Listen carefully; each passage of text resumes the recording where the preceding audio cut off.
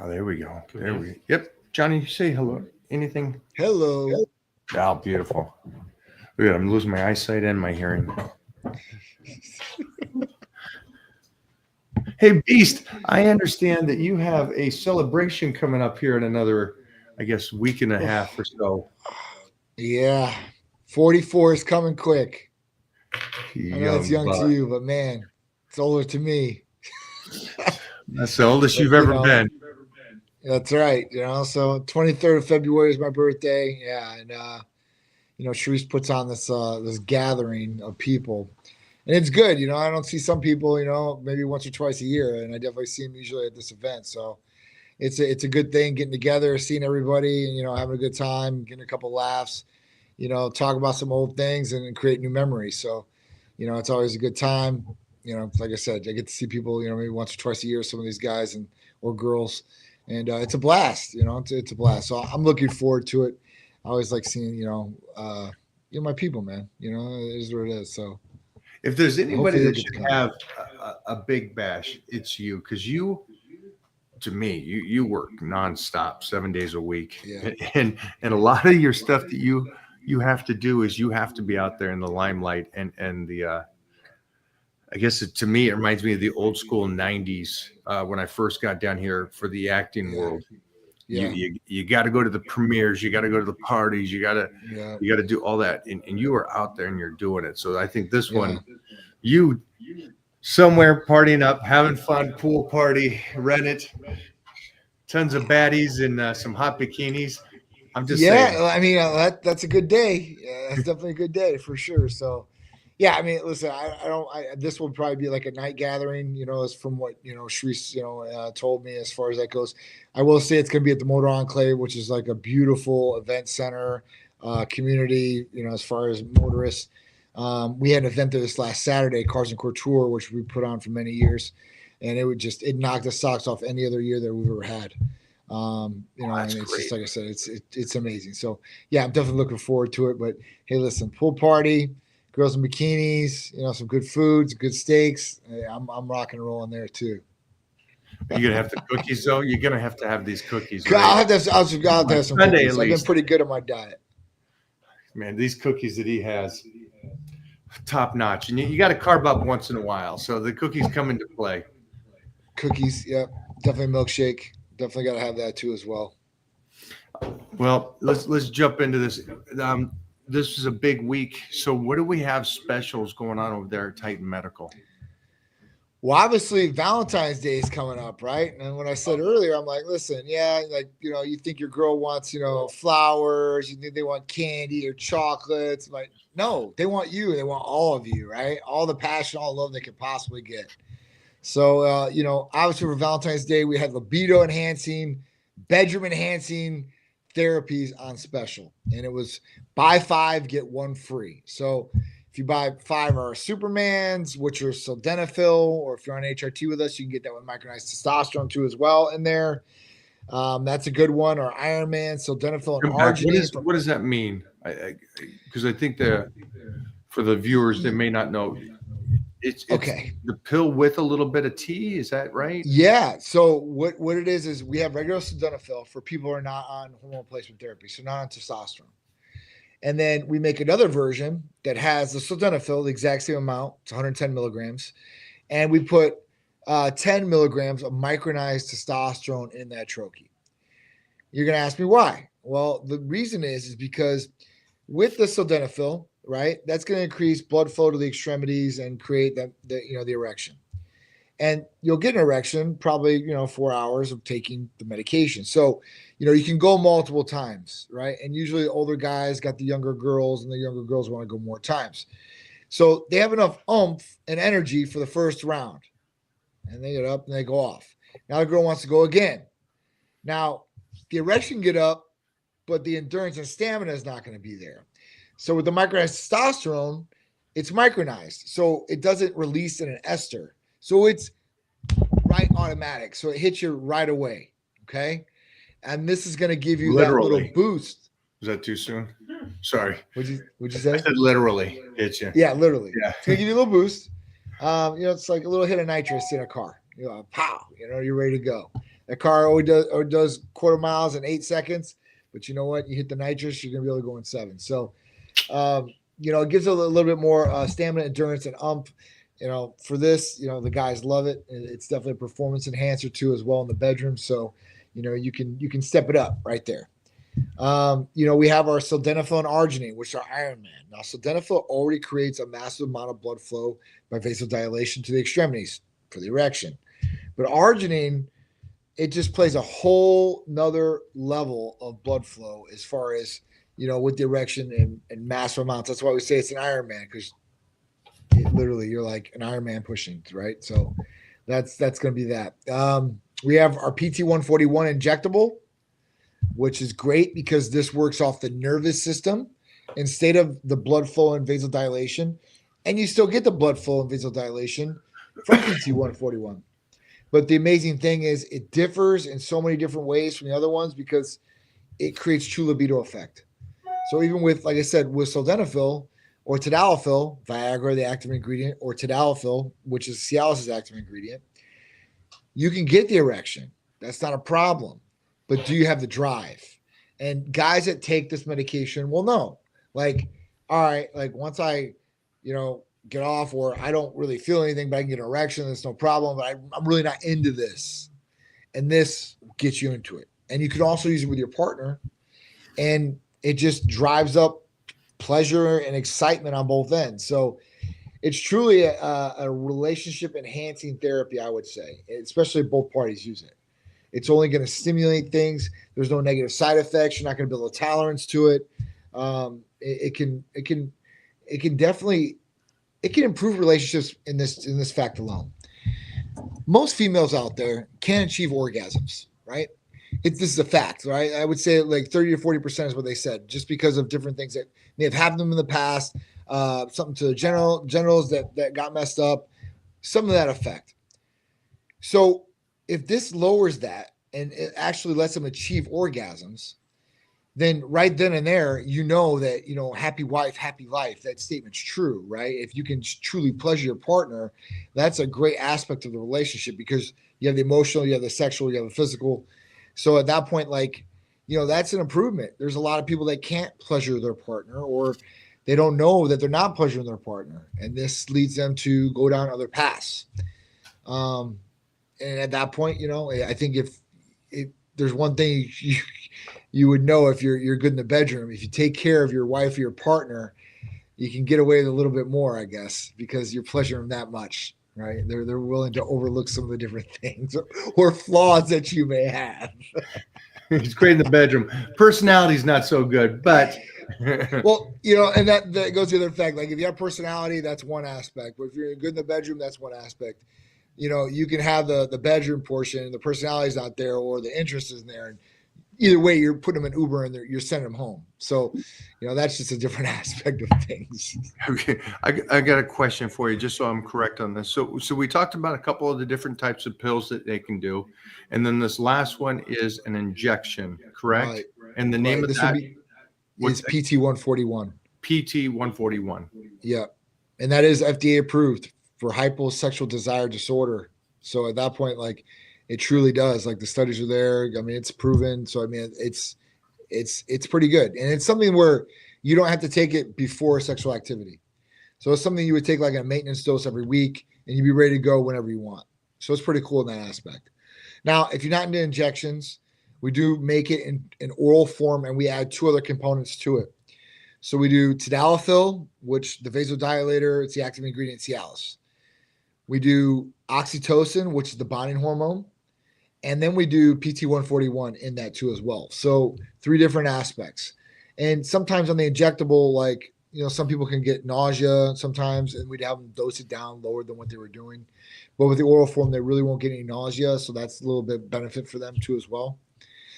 The only other one for guys out there, and I don't promote it very much, but I guess we can talk about it because at my event on Saturday, I had one of my patients come up to me and tell me how awesome this is, and brought his wife up to me and told her that I'm the reason she's getting the abuse that she's getting. Yeah. And What did you want So for VD? I want to get piped down. All right. yeah, so basically the other one that I would mention is, this is for guys, is our Trimix. Our Trimix is an injectable that you would inject and into the penis, and at that point create a massive erection that will not go down, at that point, for at least three hours or so. So at that point, this is something that's used for people that may not be able to take sildenafil, which is Viagra, because they're taking medication for the heart and stuff like that, like nitro medication. So this is different things. So this is something that can be used for that. Or I have people that they go down for a weekend in Miami, and I have some rich guys and they're taking 4 or 5 girls with them. Or I have porn stars that are, they want to be the best on set. So at that point, they're going to rock and roll no matter what. And those are the generalized customers, but a lot of people don't know about it because I don't talk Kelly about it a lot. doesn't There hear are this. clinics. This Kelly's is all going they to be do. ordering Kelly's going to order a week's worth. The guy was so happy, like he was like a kid in a candy store, like happy, like He's feeling proud. It made me feel good. He was that happy, right? I was like, and she was smiling. I'm guessing she was smiling too. And the thing is, he's a little bit older and she's younger, so it just works out really good. They've been married for a while, like over 10 years. Like a really good guy. She's awesome, and yeah. I mean, he's into all the preventative or the best things, the best of the best, like he wants. Like that's the best of the best of him. So question for it really you depends then. on you. For the guys out there that maybe have ED or something, would they do a blood work first? Would they call you up? How would they go about this? How would they have that discussion with somebody to say, hey, I'm having a hard time in the bedroom? Sure. And there's a lot of guys out there in that category situation, so there shouldn't be any embarrassment out there or anything like that. But, there might be some different problems going on. Now, we don't require any blood testing for any of our libido enhancing therapies.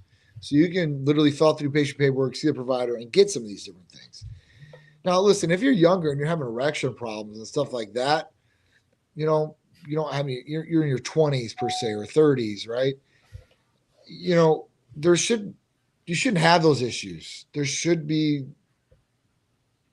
right. You should be doing good. And if you're not doing good, then that's something, maybe a blood test, you should want to go down that path, because it could be low T, right? We don't know that. Even for females, they lose their sex drive and they're like, oh, what's going on? It could be a low T problem. So, to do blood work is only going to benefit you by knowing what really is truly going on. And then, going from there, because if it is low T and you fix that, you might not ever need a libido enhancer ever. I mean, I don't use them, I mean, she'll kill me, like, because those things, they just numb me out. Like, I get so much blood flow, it's just desensitized, and that's just is what it is. So at that point, like, you might be in that category, or there could be some other different heart issue going on, or is that what they should do too? Just outside of Titan Medical, if somebody's dealing with ED, should they also, just to make sure that everything's good, check with a heart doctor, see what's going on? Of course. Cardiologist, I mean, they can see different things as far as that goes. I mean, like I said, the older you get, the more problems you'll probably have compared to a younger person. So, this is something that you didn't have, or you weren't experiencing in your 20s and 30s, and now you're in your 40s. So yeah, I think a blood test, you look there, let's say your testosterone, everything's balanced out like it should be. Yeah, I think in any situation scenario, even outside of Titan Medical Center, you should try to get to the root of the problem and fix the root of the problem instead of masking problems. Bandages work, right? But if it's an open wound gushing, that bandage is only going to work for so long before you either have to replace or it doesn't work at all at that point. So, I definitely think that people should get to the root of the problem and try to fix the root of the problem. So, it might not be testosterone, and you might be having it because of other issues. And this could be because of other medications too as well. This could be antidepressants or other things that could be messing with your sexual drive or erection. So even for females, shutting off that too as well. So it's very important.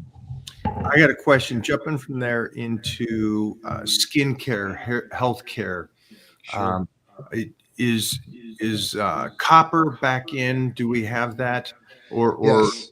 And I So know right there's now a we do. lotion. I've been using the lotion, but talk to us about people. They gain weight and then they Sure. lose weight, or they've been heavy for a long time and they're dropping that weight and they have that skin. Yep. What kind of things that they can do?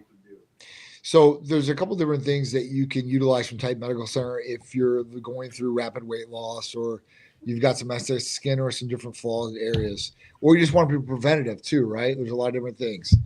So, I mean, but all these things are going to benefit. So, I mean, when we talk about those things, we could talk about like Aphrodite serum, which is applied like a cream to the face or different areas. And it has a different number of different things, but the copper peptide GHK is in that with NAD and vitamin C and a couple other things. Then we can talk about, glutathione. Glutathione is good for the skin too as well, right? Helps radiate the skin. But then we can go into our hair, skin, and nail capsules, that have different things in there to help keep your hair nice, shiny, thick, keep growing, and plus radiate the skin a little bit too as well. We talk about injectable biotin. If we're talking about hair, this is another one. It's super important to have, and some people, they lack this. Vitamin B7 is what it is, and that's biotin. So that's another one that we do alone. So we can combine these different ones too as well. We have our hair, skin, and nail capsules, and we combine that with our hair foam. That's another one that's great.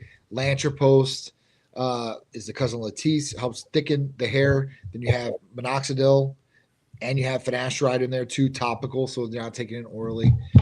That's great for the hair, so you can utilize that. Now, when we talk about skin and collagen replacement, the GHK injectable peptide is definitely a go-to too as well. This can help if you're losing or you're trying to help with the skin elasticity to come back and fill in some of those different areas. So that's on the table too as well right now. And I don't know how long all these are going to be on the table. I mean, just the GHKCU. Like even this week, they were giving the pharmacies problems about AOD now. So it's like, why are we still fighting about this? Like there's literally one pharmacy that's supplying with the CJC. So it's like today, I'm pretty sure, I don't know if it happened yet. I know that Tulsa got confirmed. Hopefully RFK gets confirmed today. That's what I'm waiting for. Okay. Because it's a big thing. And let me tell you how much of a big thing it's going to be. FDA is one thing, and these peptides a whole other thing.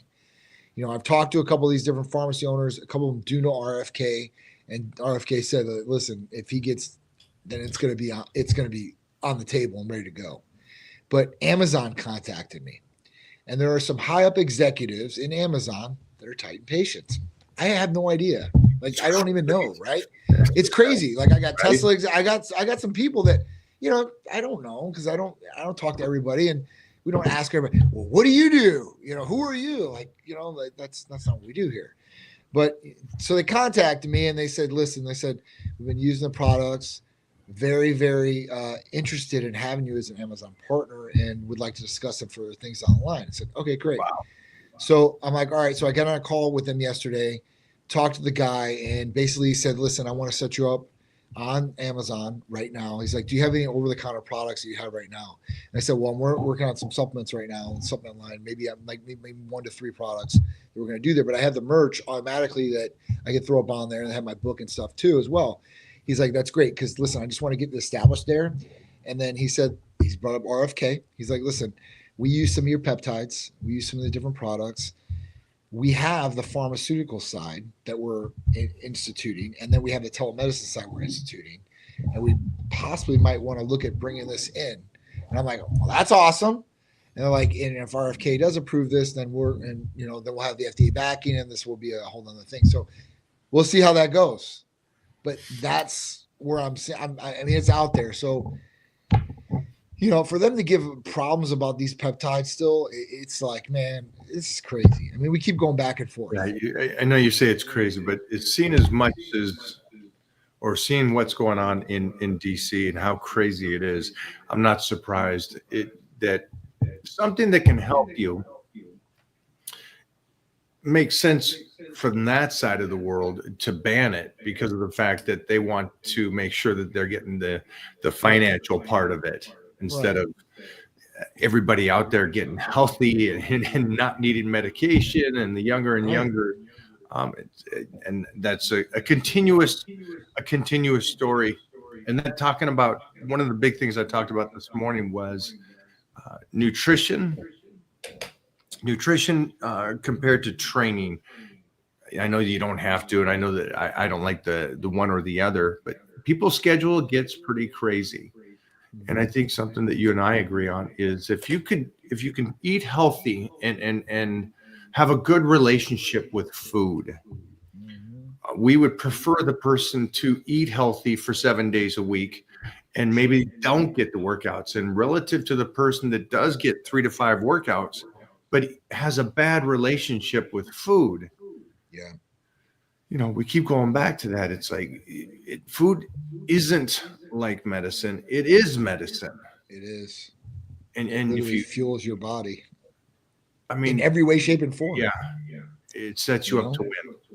And so that answers the questions that I asked earlier on this show, that if you could really take in consideration eating better for you and your health, and then don't fall into, I hate using the word religious beliefs, like this is the best way to diet, or keto, or vegan, or whatever. Try to go off of you doing your blood work and seeing what that says for you, and then go off of the belief that, hey, this is working for me, whatever that diet may be or how you're eating. And you can get that through Titan Medical. And they can also help you out with the supplementation. They can tell you, maybe you don't need to take all this over here. Maybe you need to get more over on the vitamin D side and the DHEA or whatever that is. Again, instead of it being a guessing game, a blood test can actually tell you what you need. Your personal self, instead of you asking everybody at the gym, asking the buff guy, hey, what should I eat? It's like, that's not going to do the trick. Yeah. Because what works for one person may not work for another, right? That's just the way it is. I mean, got to understand that. There's certain things that work for masses in most circumstances, but that's not everybody too. So, I mean, yeah, it's always best to see how your body reacts, especially with different diets. I mean, I've seen some people swear up and down they're eating the cleanest, and the cholesterol, it doesn't look good, right? Like things do not look good in their panels, right? And I see some people and they tell me what they're eating. I'm like, I can't believe your cholesterol panels look this good. Like I'm definitely amazed with some people. Like I'm like, holy cow, man, I can't believe this, but it is what it is. I mean, I've seen some people eat fast food every single day and their cholesterol panels and everything look good. And they're like, I don't eat clean. I'm like, well, their body doesn't reflect that. Right. But their cholesterol is good, right? Like even my mom eats like shit. And her cholesterol, she's 73 years old and her cholesterol looks great. She's killing it. What am I going to do? I can't, but she wants to lose weight. She wants to do this. I'm like, well, I can't tell you like, your cholesterol is going to be better, but if you want to lose weight, I'm like, I would probably change your diet a little bit. Even your cholesterol is good, because you want everything to be working, not just, hey, listen, my cholesterol looks good, but does my body look good? Is my body in good shape? That's key too. I love it. I love it. We were talking, one of my friends had a stroke, and he's not an old guy in today's society. Out there does actually was a runner to the point where he was a Olympic coach. But you're talking about athletics, and you're talking about a guy that runs and then still has issues with his cholesterol, and so yeah, just check up, guys. Check up on yourselves. Pretty simple to do. But let's jump into some questions here. Best way to maintain fertility? Wow, that's a great question. It's a good one. Best way to maintain fertility. Don't get kicked in the nuts. That's one. So don't ride horses. Don't be a cowboy. Listen, fertility should be like literally like it should be a serious conversation, because fertility levels all over the world are plummeted. They're plummeted. Every country is behind. Every country, including the U.S. So at that point, like, we need men to be fertile. We need females to be fertile. So what's the best possible thing you can do? Well, you can eat the best you possibly can. That's one thing you should do. Train, be active. That's the other. Basically what we say to do, the four things, those four pillars, Drink water, eat, get a proper amount of sleep, get activity. These are things that you need to do, right? You need to keep your body in the best possible form you can without having anything negative come into attack. That's pretty hard, because if you're taking different medications, this could affect fertility. Different things that you might be rubbing on your body as far as creams, lotions, or intaking could affect different hormones that could affect fertility.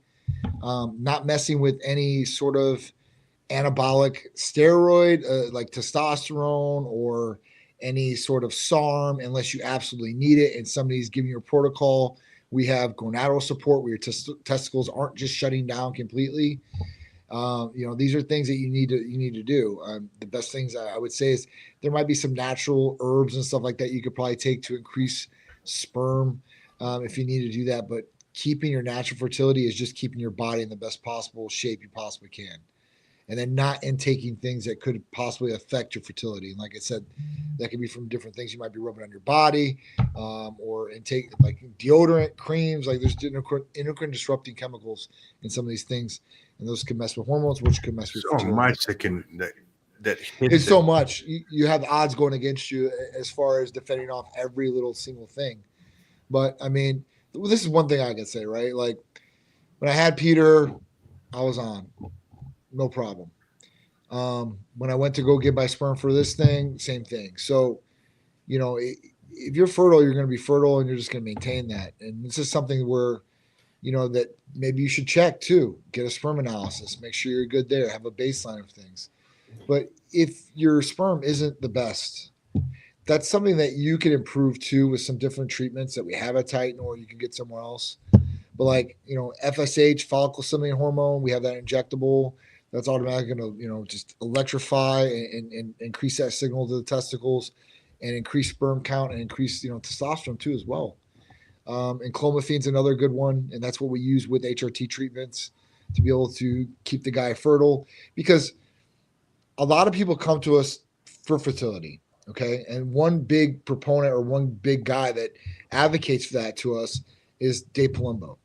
And Dave Palumbo, when he wanted to have kids, we were the guys that like put him on a couple protocols and like, boom, now he has 2 kids and he's good. But that was a big thing because a lot of guys, would abuse steroids for so long and be on cycles for 20 years. Never take any sort of gonadal support. So we have to ignite their testicles from atrophy for like 20 years, right? They haven't been on, they haven't worked, nothing. So when we utilize some of these protocols, it might take a little time, but we will ignite and get those things going. But, at that point, like if you're young, you can utilize some of these different things too if you're having problems. But that's really where it's at. I mean, doing the fertility protocols if you need them, but we wouldn't take somebody off testosterone for a fertility protocol. Now, a lot of people would say that's totally wrong. That's totally wrong, John, because if you keep them on testosterone, their natural, level is going to be in the dirt and their testicles aren't going to produce semen. And that's where we go back to the gonadal support issue where, listen, and clomiphene will keep the testicles producing sperm. And if not, HCG definitely will. Okay. And with that, the reason we want to do this, because there's a reason behind it. People are like, oh, you just want to keep on testosterone. No, that's not why. Because if we pull them off testosterone, they're not going to have the drive to do the deed as much as when they're on testosterone. So the biggest thing to get somebody pregnant is you want to play the numbers game. The more sex you have, okay, the more shots you have at hitting the goal. That makes sense. Might take somebody only one time to get somebody pregnant. But usually when people have fertility problems, they're going to have to try multiple times, right? So you want to be a bull. You want to be able to go as many times as possible and shoot your shot as many times you possibly can to hopefully ring the bell at least once. So that's the reasoning behind it. So we've done this, I don't know how many times throughout 13 years. I mean, I've got people that, they write me to this day, they're happy as hell. They show me pictures of their kids. Like this wouldn't have been possible if you guys weren't here. It's super cool to get that too as well. Cause that's big. And like I said, fertility is on a low end of things all over the world. And I don't know if you've noticed, and maybe you will notice because Titan's getting older, and hopefully this will change by the time Titan gets that. But kids aren't into sex anymore. Like kids don't even want to drive.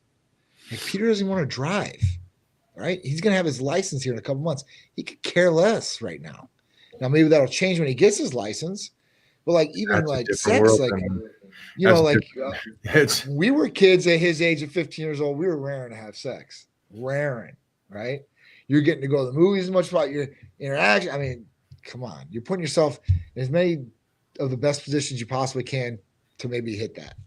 And a lot of these kids don't do that. Like, you know, you would think that in the age that we live in, with all the sexualism around us, whether it's videos, rappers, whatever, OnlyFans, like that's the thing to do.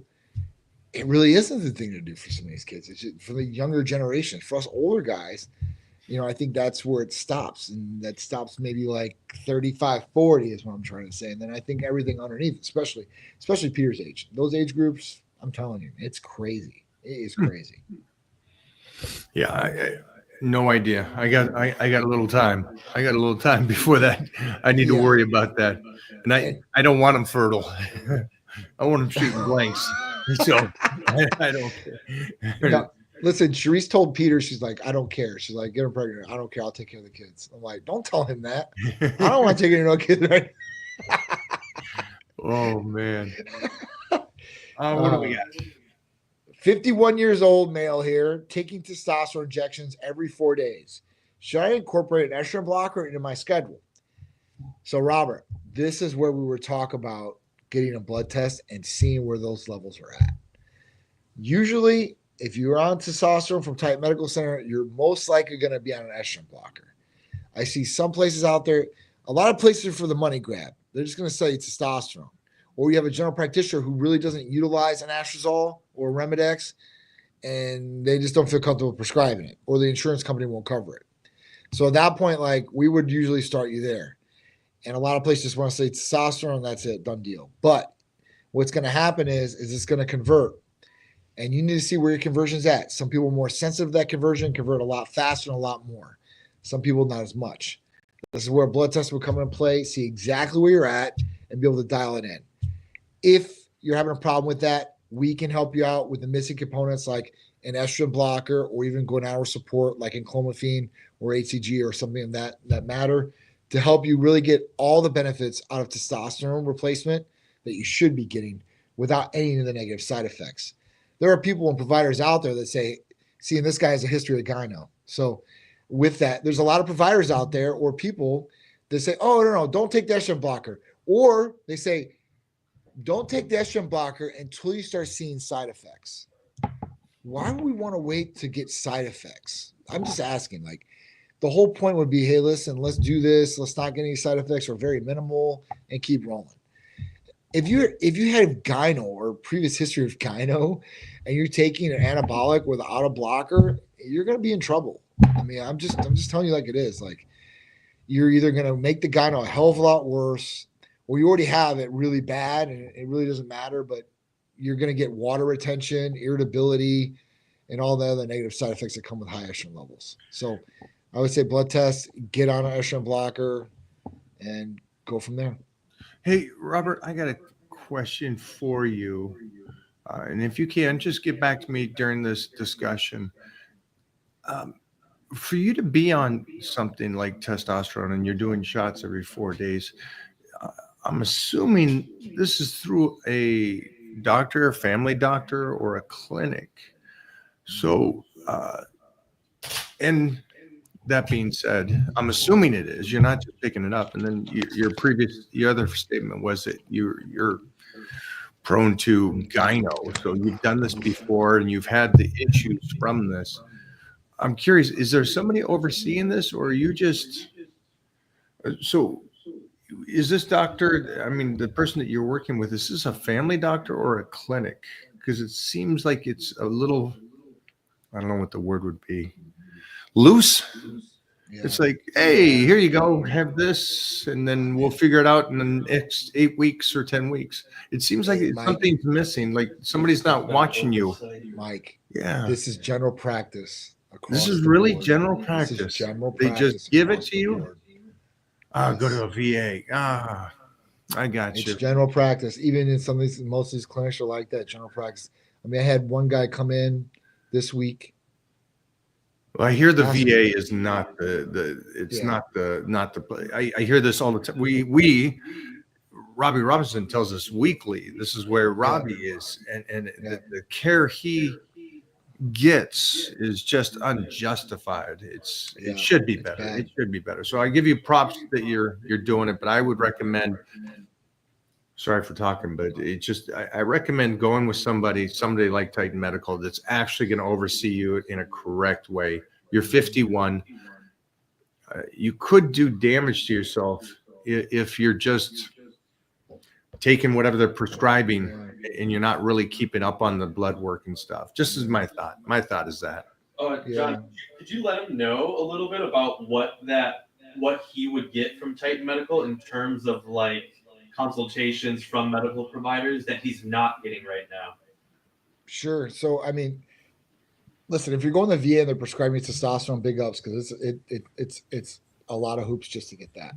So I would say, listen, if you can get the testosterone from them, keep getting it. Get everything you possibly can for what you served in this country. But for the missing components, like estrogen blockers or even going hour support, that's where we can come into play, really help. And I want you to save money too. So that's why I would say, listen, just transfer all your care over and we'll take care of the whole thing. But if I can save you a couple dollars, that's what I'm going to do too as well. But we can monitor that, make sure everything's dialed in. And what you get from our providers is a real in-depth consultation of what's going on with your hormones, maybe something else that's going on, right? Because I haven't seen your blood work or what else they ran on you, because there might be some missing things they left off there too as well, at that point. So, you're going to get a full in-depth consultation, go over your blood work in depth. Was it 460? Yeah. Which isn't bad. 460 is not bad for a 50-year-old guy. It's not. So it's great not bad at all. It's great that they gave it to him when most doctors would go 460, you're 51, you're fine. Yeah.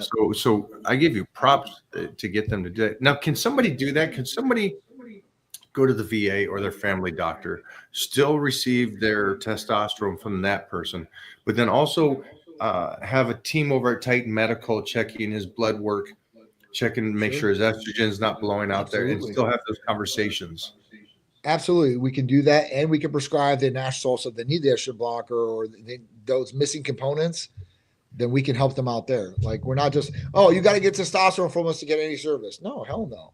I tell the people all the time, like, listen, man, if you want to go somewhere else and you're getting your pack, you just want to do blood work to us, great, do it, right? Because we'll show our value, guaranteed. Even when we're just getting blood work, we'll go over on the phone with them, and they don't even get that from where they're going. Or support, that's the other thing. You're going to get 24/7 support. Like, if you have a problem, issue, whatever, we're here. So, that's the other thing. I mean, it's a lot different.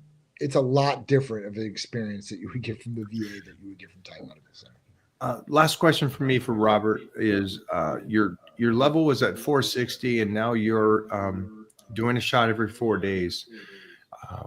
What is your weekly protocol? And then on top of that, what is your blood level at now? Where's your T level now after you've started this? I'm just curious to see if you're in those 800 to 900 range now, or where. Yeah, I mean, that would be it. The free two, and then the reference range, because VA might have a different reference range than what LabCorp or Quest might have. So that would be another thing to look at too as well. Good afternoon. Thanks, I just started taking. Yeah. Oh yeah. Awesome. Good afternoon. I just started taking MK677. What you suggest taking this every day, or is it okay to do 4 days on, 1 day off? Appetite seems to rise. So, I mean, I would take it every day. Could you go the 1 day off? And you're talking about 4 days and 1 day off. No, I go 7 days. I go every single day for at least 60 days. 30 if you want to just do a small run, I guess, but 60 days, and your appetite is going to rise. But when you start going down that path longer, your appetite's going to subside a little bit, because you're going to build a tolerance to MK for sure. That's why 60 to 90 days tops, and then you get off and you do something else. Ozzy, is that it? let me know what brought in the thought pattern on, because you want your MK is for recovery, your IGF, get those numbers up. A side effect is, yes, hunger, but you're definitely getting that kind of youth vibe going, right? Because you got such great recovery.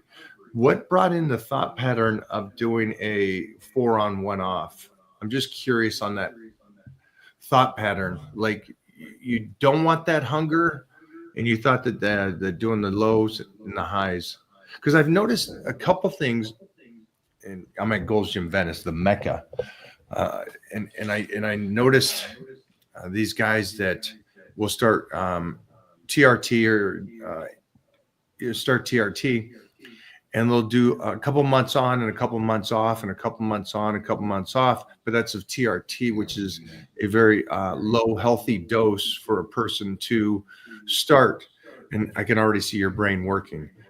And the one thing, they're thinking something outside of what the doctors always say the same thing. When you start, we would like you to stay on that and stop going up and down with your body. But they come up with their own thought patterns, like, I'll go from a regular and I'll stop it completely because that's better for me. And they don't realize they're doing trauma to their body. Yeah. Do you see that a lot? Yeah, I do. I see it shock. It shocks the body. Like, the body has that drop off and like, well, what's going on here? You know, and it has to go through like a reset pattern. You don't want that. You feel horrible during that time too, as well. That's not like you have great energy and you have great mood. I mean, you're feeling it. You're definitely feeling it, right? You're tired, fatigued. So it's not something you want to go through. Like, if you need to be on testosterone replacement, then at that point, utilize testosterone to keep your levels up and stay up. There's no reason to be getting off of testosterone if you truly need it. And even for guys that cycle testosterone, I know there's guys that are always going to do it, but listen, I'm telling you, it's really a game of Russian roulette of where those numbers are always going to come back. So at that point, like, yeah, they'll come back. Are they going to come back as good as they were previous? Probably not. So, you know, what do you want to do there? You know, eventually you're going to have to get on and stay on. So I always tell people, I'm like, listen, take your genetics and take your naturalism as far as you possibly can. That's all I tell the younger guys. I'm like, listen, you got to do the right thing first, right? And then later on, like, you know, when you start and you need it, it's going to be a game changer for you. But if you have to start and you're starting in your 20s or your teens, I hear some of these teens like 15, 16 years old taking massive amounts of tests already. I'm like, and other things. I'm like, dude, like, you're going to be on the ride for the rest of your life now. Yeah. I hope you're ready. Strap up those boots. And, you know, their mentality, oh, yeah, they have no idea what it's going to take because they're so young. They, you know, it's a Superman mentality. You know, nothing's going to hurt me. I'm okay. And then the reality is going to smack you in the face, and you're going to need it. And if you don't have it, you're going to be hurt. Yeah, just a heads up to you guys that are thinking about getting healthy, or the doctor says they got to put you on something. Understand, you're just getting back to your best 20-year-old self. You're not doing anything superhuman in the sense of you're not going to be Mr. Olympia from doing this. This is just getting you back to a healthy level of you at your 20s. And so just try to keep that in mind over the thought pattern of you're going to be an Olympic athlete in 8 weeks, you know? And so, yeah, it's just a little bit of different mentality. I think they also think that it's going to be the free ticket that I can start this pattern and I can kick off everything else or don't have to train as hard and stuff. And again, my recommendation is you get one life, make the best of it, do the very best you can. One body, man. That's it. Here's one that I know you got a great one for this one. Go for it.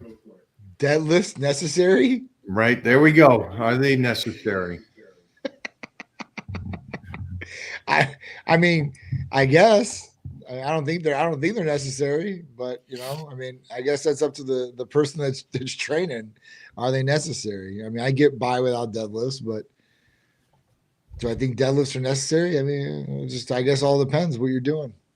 Peter doesn't do deadlifts, does he? No. I don't think he does. mostly at his age, right? And his length, at his Yeah. length, and what he's don't want doing. They got him doing, Was it? they got him do. I don't want to injure myself. Okay, those are two. Should I do deadlifts? I don't want to injure myself. Well, Yeah. do a light deadlift. I mean, you don't have to go with massive amounts of weight. You can just go for form, I guess, right? Don't do any exercise that you think will hurt you. Because the unfortunate truth of anything and everything is if you think it will, it will. So that's you're the giving him an reality. excuse to get out of this, Mike. Yeah, you're being too nice. But again, this is a guy that's already scared because he read something that deadlifts could hurt you. Man, And this guy drives on a road every single day and believes that the white line or the yellow line down the middle is going to protect you from a head-on collision. So it's like, I don't want to change his mind. I think deadlifts have kept me alive and in the game. And then we went to this crazy, ridiculous, no point necessary, these deficit deadlifts we've been doing this last couple of years. Holy cow. Yeah, just took me up another notch that I did not see. And I wish, and I'm still learning. I wish I did these in my teens. Really? Yeah, I do. I'm gonna start this now. The range of we got a 6-inch block, and we're doing sumos, but we're not doing sumos where that back's coming into play. We're trying to do sumos again. I believe a deadlift is a push, not a drag. Mm-hmm. There's two different ways, and I get it. When you're 20, I'll drag anything up. I like the fact of trying to keep it, and you're pushing out of the hole. It's a football hit. You're driving up and through him. Don't drag that up. And so we've been doing this, and it has enhanced my bench press. It's enhanced my shoulder press. It just, the way it fires and gets that body and the range of motion we're doing is tenfold. And we're just basically setting ourselves up in the most weakest position possible and strengthening up that much. And if you can't do as much weight, because you're coming off a 6-inch platform. Right. Biggest 6 inches. Yeah, it's a white boy 6 inches, so it's really big. So, it's great. And so for me, a guy in his 50s, I don't believe it will hurt me. I believe it's going to enhance my longevity even that much more. But do you need it in your workout plan? No. Go and do pull downs. Go and do T-bar rows. You're fine. That's what I'm saying. Yeah, it's really up to the person that's training, right? Like if that's what works for them and they like it, incorporate it. I mean, I just know for me, start doing them now. I want to gut wrench Titan when he's about 12 and at 6'2". I want to gut wrench his ass up and over and go, I'm still in charge. So that's why I'm keeping these bad boys in when he starts popping off and bumping into me in the hallway. All right. Advice on what I should eat and what exercise should I do to get back for football? I'm turning 15 this year. Congrats, kid. Yeah. Hey, thanks for being here. Thanks for jumping onto this at that age. Props. Yeah, Johnny, 15. Yeah. 15, man. That's Peter's age. So, dude, eat a whole bunch of good food. Eat a whole bunch of awesome proteins, right? Like, carb it up all day because you're going to be training a lot. Obviously, you're already training for football. I'm sure if you're in a football program, that's one thing that I know about every football program around the country. Usually, they want you in the weight room. Usually, you're training, right? Yeah. Summer before you come in, and then once you make the team, you're training. Even, during the year, you're training. So, what exercise should you do to get back for football? I mean, explosive training. We were talking about things last week, right? Yeah. Like explosive movements and stuff like that, depending on what position you're at too as well. And then obviously, listen, you want to start building up the body in every way, shape, and form. That's where you start working out the different muscle groups and start building those up and be a monster all over, right? And then, make sure, like I said, it definitely depends on your position, but you're going to definitely get your conditioning into as well, obviously in the football field. So, yeah, if you're a lineman, that's one thing. If you're a running back, it's a whole other thing, or a cornerback, A couple things I'd recommend is find a hill. Find a hill if you can, a sand hill, a dirt hill. Get some sprints up that bad boy. Also, do your cone works, just your fours. Your down, overs, backs. Get that footwork. I know that you guys don't do 2-a-days anymore, which is mind blowing to me because that's crazy. 2-a-days just sets you up to be strong in life. But I think they tone that down quite a bit. Food. You're 15. You're in that stage of puberty. So you are golden. You're golden if you can eat. And don't eat like these kids that are saying, hey, calories in, calories out. Try to eat potatoes, red meat. I had my peanut butter and my peanut butter sandwiches. You're burning a lot. 15, like you said, you have an issue getting Peter enough food. Yep. Correct? I do. Yes. Yeah. This is the stage where, man, I'd rather you be over that surplus tremendously and put on a little extra weight relative to just burning that thing off every day. Yeah. Because football, you're going to lose 20 pounds from when you start the season. I always did. Absolutely. The heat. What's some food that you give Peter? Steak, chicken, white rice, potatoes. He eats fish. And then of course, like I can't stop him doing this garbage, but he'll eat garbage food, man. He'll get these other calories in, which I don't like in particular. I'm not around. As long as but the only problem with the garbage food is it's taken away from maybe 2 hours later eating something good because there's still stuff from it. Is that why? Well, I just, at that point, I would like him to be a little bit more healthier in what he eats. I'm just being honest. Yeah. I mean, so much more education than what we had when we were kids, like, listen, when I went to McDonald's, I remember my grandma, Yaya, she took me in and I was like 8 years old and all I wanted was a damn Happy Meal. And man, she went to the manager. She's like, all right, what oils are you cooking these in? Like, she got my food. She like patted all down, all the grease. I'm like, I just want the like. But now as we're older and we have the education about kind of what's in these foods and what it's doing to us, I want him to be educated about it. I want him to do the right thing just for himself. Like it will improve him all the way. I'm like, all right, listen, you'll perform better. You'll mentally think better. Your body's going to be better. Like, it's not a bad thing to eat good. Like, I think that's what it is. And like, I think the reason is because there's so much pressure to eat all these other junk foods that are around because friends are eating it, commercials, all the marketing that goes into it. And I would say 85 to 90% of the places when you go out, it's bad food, right? Like gas stations, fast food joints, even restaurants, like majority of the food is like garbage. Unless you go to a really high-end restaurant and you're paying a lot of money, you can get some good food. Or you go to the kiddie menu and you get grilled chicken breasts. That's the way that I order Uber. Like if I'm in a different town or city and there's not something that I want to eat that's going to be good, I'll usually go to the kiddie menu, order grilled chicken, and that's usually the most bland and most cheapest food that you can get on the menu. So, I mean, if he could eat better, I think it would be a lot better, right? I think he would, So it's something that I don't know. I as a father, I don't want to keep harping on him on it, but I think it's important, so I do. It's a tug of war, I guess. I don't know. I mean, I'm with you. I fully understand. I'm thinking back to this for this 15-year-old. I ate a lot of JoJo's, peanut butter sandwiches, whole milk. And milk. Tons of pasta, I'd have a gallon of milk a day.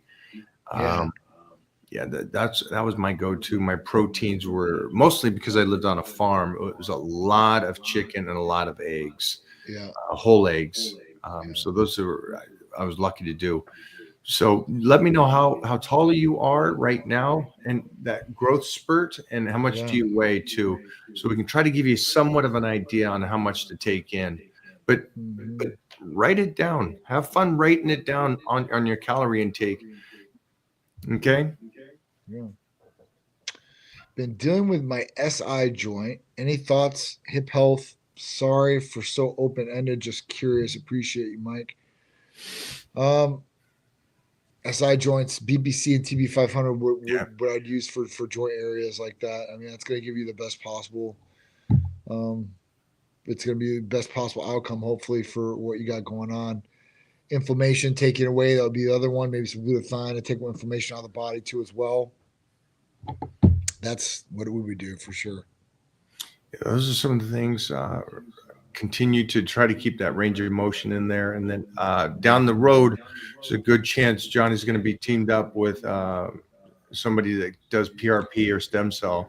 You know how bad it is or isn't, but right now, get on the peptides, get on the BPC, TB. Yeah, we'll see. We'll see about the stem cells. Hopefully, we'll have a good outlet for you guys to be able to go get stem cells done. That'd be great. Is Titan okay with splitting doses into biweekly injections if the patient prefers? Biweekly. So splitting the dose, right, 2 times a week would probably, that's what we do for our patients already, right? So it doesn't matter, sub-Q or IM. I wouldn't really recommend sub-Q. That's something that a lot of people are doing to microdose testosterone daily, and they swear like the levels are more even and all. Like I just wouldn't do it. I would do, split my dose, shoot it 2 times a week, 3 days apart. You'll be good to go. Explain this to me, what he's saying, bi-weekly. So I think he's saying every other week or weekly injections. Are you a fan of bi-weekly or weekly injections? So weekly injections, right? Because what happens is you have some doctors out there that they prescribe, general practitioners, the majority of them, that prescribe testosterone every 2 weeks. So you only take 200 milligrams and you only get it every 2 weeks. You're really hurting on that second week, really hurting, right? Because you've just dropped off. It's just, you're coming down crashing. So we would definitely not recommend. Through you within 10 days, it's cleaned out of your system. Yeah, it would be the continuous that I hear. Yeah, it would definitely be crashing. Meant twice per week, bi-weekly, sorry, wrong word. All right, so twice per week is what we do here at Titan. And that means that you're going to split your dose, go even keel. So at that point, that's what we would do. That's a great question. And that's something Johnny already recommends. Yeah. So again, for you guys that are home, Johnny believes in your shot. So it's a more proportional shot. And so you're more at a baseline or whatever your levels are. Okay. You're going to stay up. You're going to go up and stay even keel the whole time instead of the roller coaster, up and down, up and down, up and down. I love it. Hey guys, my EGFR was 77, indicating possible kidney issues. 90 is normal. Nutritionists recommend 100 grams of protein instead of 200 or 225 that I eat. Is this a common issue? Any advice? I'm 34, 6'2", and 225. Okay, let's break this down. This is a personal subject for me. So your EGFR.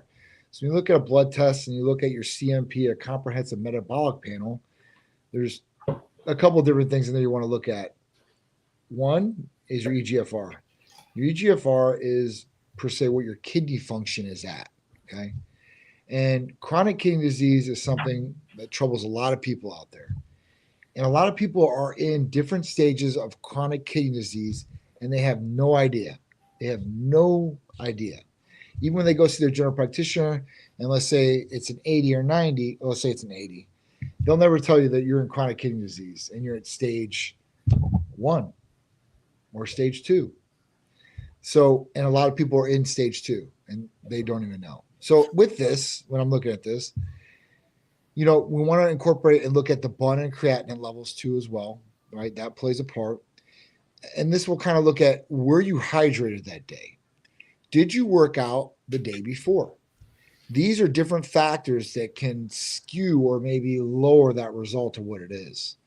So what I'd recommend is doing another CMP. Make sure you're fully hydrated. I mean, drinking water the whole day through and the day of, all the way up into the blood test. Not doing any strenuous activity or working out the day before. Going back in and redoing the EGFR and seeing where it's at. If you're at a 77, usually you can improve your EGFR with a couple points. Just depends on how long you've been at a 77. So if you've been at a 77 for 3 years, probably not going to be able to improve that. So at that point, you're going to want to stabilize. Now, they say that eating red meat and eating a whole bunch of protein can affect the kidneys. it's kind of conflicting because if you look at, because I've read all this material, because they give us all the material with my dad, and I'll read it first, like what you can eat. And then if you look at the material of what you can eat and what you can't eat, it both says red meat. It's really weird how it lays that out. Like, all right, well, should I not or should I? And then the protein factor. I've seen plenty of people eat their baseline protein 1 gram per 1 pound and not have any kidney problems whatsoever. There could be other things that are affecting your kidneys. How is your blood pressure? This is something that affects your kidneys directly. It's a silent killer. It's something you should look at. The second thing is, where are your sugar levels at? Where's your hemoglobin A1C at? Are you a type 2 diabetic? This will directly affect your kidneys too as well. If you have both of these things, you're at even higher risk for them to affect your kidneys. So that's what I would look at first before lowering my protein all the way down to 100 grams. 100 grams is pretty low. And I don't even think eating 100 grams was going to affect your kidney levels to improve those kidney levels even better. Because if you're intaking 225 grams of protein, that's pretty normal as a basis level. I mean, you're going to be able to sustain that without damaging kidneys. If you're eating 3 or 4 times that, that could be a different statement. You know, it could be a different result, right? So, you know, I would look at your EGFR, but do the things necessary before the blood test. Drink water all the way up to the blood test, fully hydrated, and make sure you don't do any strenuous activity or lifting the day before. Something else I noticed they keep talking about is also this gentleman is a big human. He's a 6'2", 225-pound person, and so the numbers may be skewed a bit just because he's a large human and he's carrying a lot of muscle on him. It's something I've seen over and over again on a lot of the readings. The doctors come back and go, he's just a large human. His number's going to be a different entity. And they do a lot of cool, what I like is the research they do is they do a lot of these bigger guys and they give them this kind of protein. You know, this 100 grams, this 75 grams, that's what you do. And they test it again in 6 months and they come back at the same as the bigger Same thing. portion. Because again, you don't need much protein to retain the muscle you have. You're taking in that extra for calorie intake and then also to build muscle, but to retain the muscle you have. And so it's interesting. It comes back. It's a new age. It's the cool thing is Titan Medical works with elite athletes as well. And a 6'2", 225 guy is not an average person. No. Try it, and you can also test it for yourself. Go down to that 100 grams for the next 6 months, and test it again. Yeah. Thoughts on thymosin alpha-1? Does it have to be taken daily? Thymosin alpha-1 is a game changer, guys, for immune system boosting, building, and fortifying all the way around. This can be taken 3 times a week. Would I take it every day? Absolutely, 100%. This is something that would definitely be added into the mix. That would be very, very beneficial, especially if you have any sort of autoimmune disease. This is going to be awesome. You can eat, and we don't prescribe to cancer patients, but there is clinical data on cancer patients too. So at that point, you might want to read up on that. I'd definitely give that to some loved ones.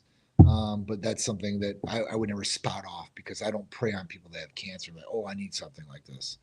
So it's something you should look into, though, for sure, 100%. Used to treat conditions, people with autoimmune diseases, hepatitis. Hepatitis this also. B, C. Yeah, hepatitis C. Like the other thing is like it's really good. It will actually improve vaccinations, right? It makes it even better, like it actually to work. It will actually help chemo patients too as well. So there's a lot of big benefits from thymosin alpha-1. And what it basically does is it sends out 2 types of cells, T cells, killer cells and helper cells. And they go and they track down these bad cells. The killer cell just, takes it out, and the helper cell helps rebuild back the cell. So super cool all the way around. Thymosin alpha-1 was a big one. I've always taken this. It was taken away from us during the virus times because there was pharmacies. Yeah, I can't say. I'm not going to say the other word just in case. But during the virus times, what happened was this was a big seller, and there was pharmacies out there. And what happens is a lot of doctors, they don't know about these things. So what do, they have a pharmacy rep, and the pharmacy rep will tell them what these things do and who they should prescribe them to. And that happens in a general practitioner's office too as well. Like a Pfizer rep comes in and says, hey, listen, doc, I got this new thing for like inflammation or joints. Here's some samples. Go ahead and prescribe it to your patients. Let me know how it goes. So they do that, right? So when they gave the briefing on this, it was like a seminar. And this pharmacy rep was basically telling these doctors that this was the cure to the virus. This will knock out, eradicate the virus. So then these physicians, the one was out in California that did it, were spouting off that this was the virus cure, and they've got their license taken away. And then they blackballed Thymosin Alpha-1 for years. And just recently, this last year, we were able to make it again. So Thymosin Alpha-1 is a game changer.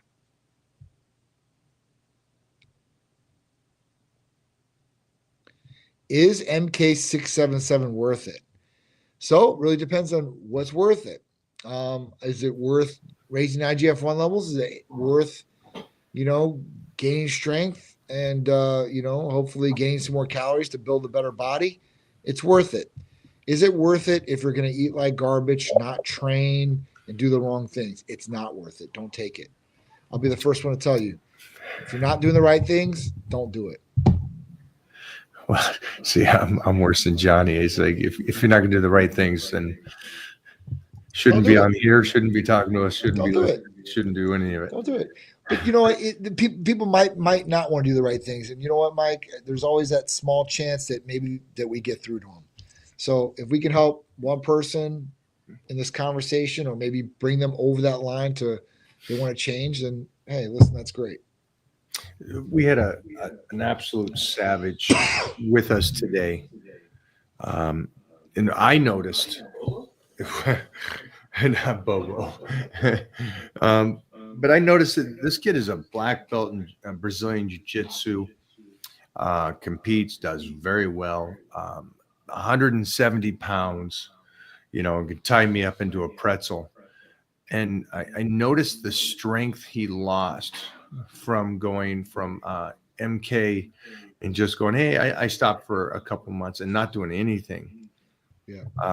And the drive, the strength, the desire in the workout. And man, I tell you, when he left, that boy was beat down mentally because we didn't stop teasing him. It was like you built up so much, and you're a very competitive person and stuff. Yeah. And if this helped that 1% just to get you mentally there, just to get you mentally wanting to lift better and do that and get the recovery right in your peak years at 32, this is your time, son. For sure. This is your time. So for me, I said to him, you call Titan Medical and get back on the MK. I said, yeah, that's, so I know. It works. Yeah.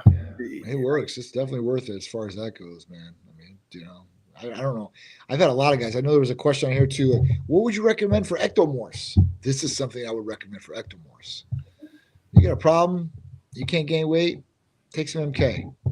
I mean, I wouldn't really recommend this to too many girls out there, but I gave it to a couple girls that were very disciplined and really wanted to build the bottom end, and they really did a good job doing it too. So, I mean, that's if you want to build, this is definitely one that you guys should be able to take. That, I mean, right now, like, even the clinical data on it, like they're giving us like 55 year and older, old people.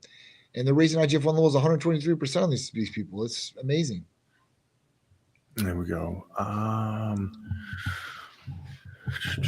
Big Mike, I'm in the military, so running is an unfortunate part of my training. That's sort of mandatory. Any tips on building muscle in combination with lame cardio?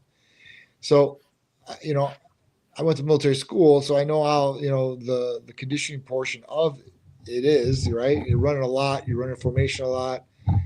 But you're also doing a lot of different training, right? So one big thing that, was always a big thing for me, it was push-ups and pull-ups. You'll do a ton of these things. Yeah, I mean, using that and then weightlifting, incorporating with the cardio, and then be able to eat a little bit more calories, I think would set you up for success. Yeah, let's bring those calories up the best you can. If you're in the military, depending on what branch, you should be able to eat pretty well. From the some of the USO tours I've taken, obviously the further away you go from Yeah, the worse it Marines, is. you eat better and better. But yeah, just try to get the calories up, and then when it comes to the lifting, the less reps, the heavier weights, the less time in the gym is going to help you the best, because it's going to try to offset. You're out there, you're doing the cardio, you're really kicking into gear, and you're probably running with packs on, or at least at times you're running with those packs on. So you're really beating your body down. So I would just try to stimulate to the least amount in the gym, instead of going ballistic here on the cardiovascular and also going ballistic on the training. You just got to find what works for you to put that size on. Push-ups, sit-ups, and pull-ups. Tons. How to make my lower back more armored to help my conventional deadlift go up. I mean, you work lower back exercises, correct? It's pretty simple. Yeah, partials. Do other exercises to strengthen it. Do good mornings. I think good mornings is a huge one, mostly for conventional deadlift. But also do squats is going to help your deadlifts go up. So don't think that one dimension is it. Good mornings, T-bar rows, bent over rows is going to help that conventional. You getting stronger in all aspects is going to help you get that better. And you look young and stuff, so I wouldn't go away from sumos either. I'd go back and forth. Definitely. Any thoughts on SARM Rad 140 for strength and dry gains? Kind of concerned about hair loss. I'd be more concerned about the liver toxicity and then possibly shutting down your natural production. I don't think the strength and the dry gains are worth that. I think what's a dry gains? You know, they look grainy. They're dry. Like that ain't gonna make you dry like that. That ain't no thing. That's just made up. It ain't gonna make you to cement, man. It ain't gonna be like that. So, you know, I mean, listen, there are way better things that you could utilize for strength and gains in general. I mean, MK is gonna be way better, I think, to this. I've never heard anybody talk about SARMs in a beneficial way. I've not, unless they're slanging it. I see all the people slanging it, talk about it. I'm like, I mean, if you're selling it, that's one thing, but I've never heard good benefits from it. I've seen bad side effects. That's why, I mean, honestly, listen, pharmaceutical companies were the ones developing it. There's a reason they dropped it. That's the reason they dropped it. It's a select androgen receptor modulator. They were building it just like a SERM, select estrogen receptor modulators, and those are FDA approved, right? So, yeah, SARMs, they're just no good, man. There's just too many negative side effects. Like if you're gonna want the gains and you're gonna take this, if it's gonna shut down your natural production, you might as well go on test. I'm just being honest. You might as well go Remember the question earlier? The guy says, "Is MK worth it?" Yes. And so my response there would be 100%. Yes. 100% worth it. If you ask me, is SARMs worth it? I'd say absolutely not. There's no SARMs. When if I get it for free? Still don't take it. Yeah. Your mom buys it for you. Still don't touch it. Big deal. You're still going to have to deal with the repercussions. Doesn't matter if free or not. Like you're getting something that you're going to take, and at that point, it's going to shut down your natural production. So, like if you're going to go down that path, you might as well go with testosterone and call it a day, and at least get all the benefits without the liver toxicity, and then you get real gains. I enjoy high rack pulls to help build my deadlift. Are rack pulls crucial as an entry to deadlifts? I don't think so, but what do you think, Mike? Are they crucial? Yeah, they're a great method of doing an overload for if done correctly. They're great. We did floor bench today. A floor bench is probably what's equal to a rack pull for a deadlift. It's a partial movement. You should use heavier weights, slow it down. The problem with rack pulls is it's for some reason kids, not kids, most people do rack pulls incorrectly. You know, it's a tap and go. It's too far up the thigh. Yeah, you still want to have it stressed, and it should be a good 100 pounds more than your deadlift. But it's a good exercise. And look at the difference between this guy does that and the conventional, where the other guy says, "I don't want to deadlift. I'm scared of it." So it's a great mindset for two individuals.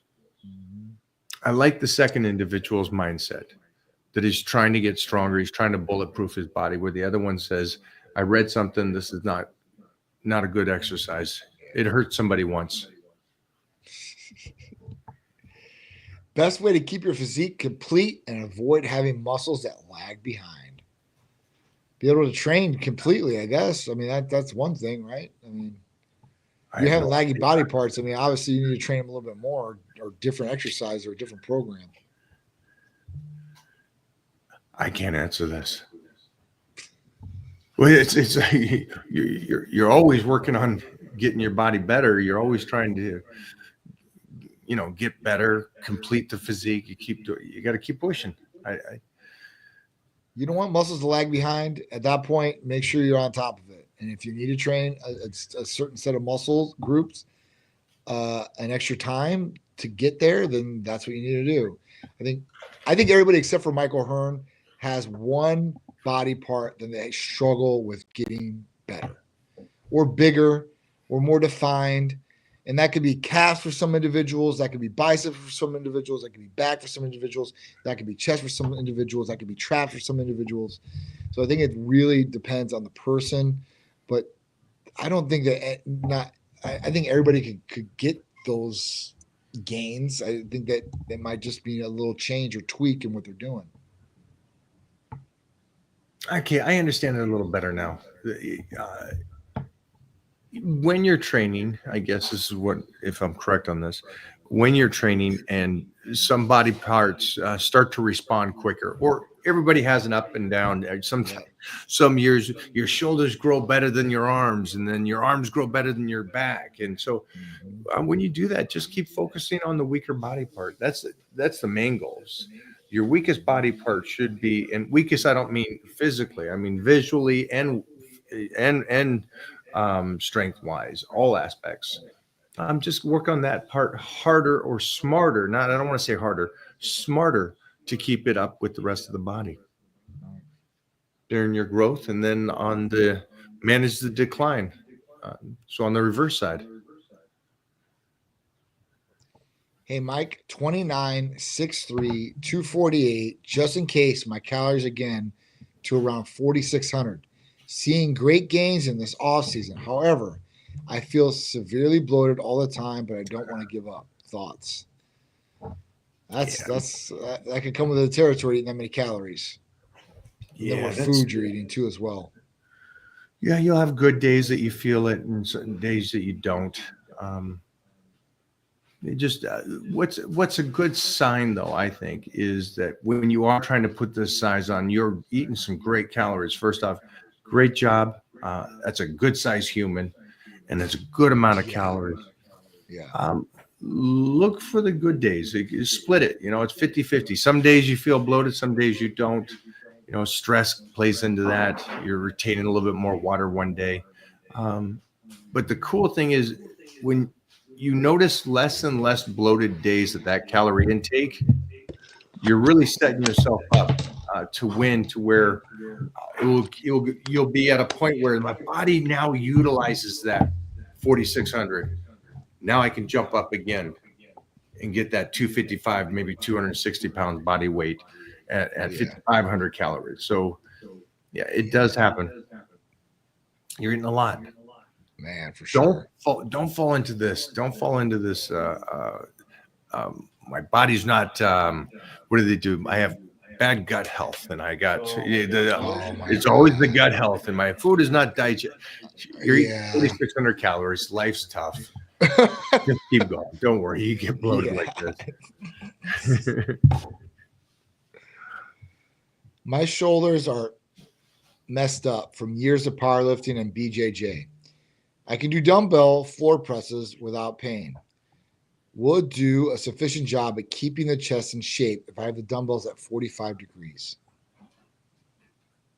I'll say that's a true power lifter. He knows that he can open that shoulder up to keep it safe. So, Yep. Part of the wear and tear of our legacy, my friend, powerlifting and BJJ, two things that, if done, a little off, could wreck stuff. But I would say don't give up and jump on over to Johnny and Titan Medical. APC and TB for sure. Yeah. We got some awesome healing peptides. We'll definitely help you out for sure. Yeah, get on there. Take some extra collagen. Don't give up on that. I would hate to see somebody that's done this with passion to this point to not do it. Johnny's in there, and Johnny's shoulders are gone. And we're also just follow along over this next couple of months. Me and Johnny are going to go down to Mexico to see a show. Oh no, I mean to do some stem cell therapy as well. So. So keep that in mind as well. Yeah. There's other options. Don't just give up. But I love that you're not giving up now and you're still doing the movements.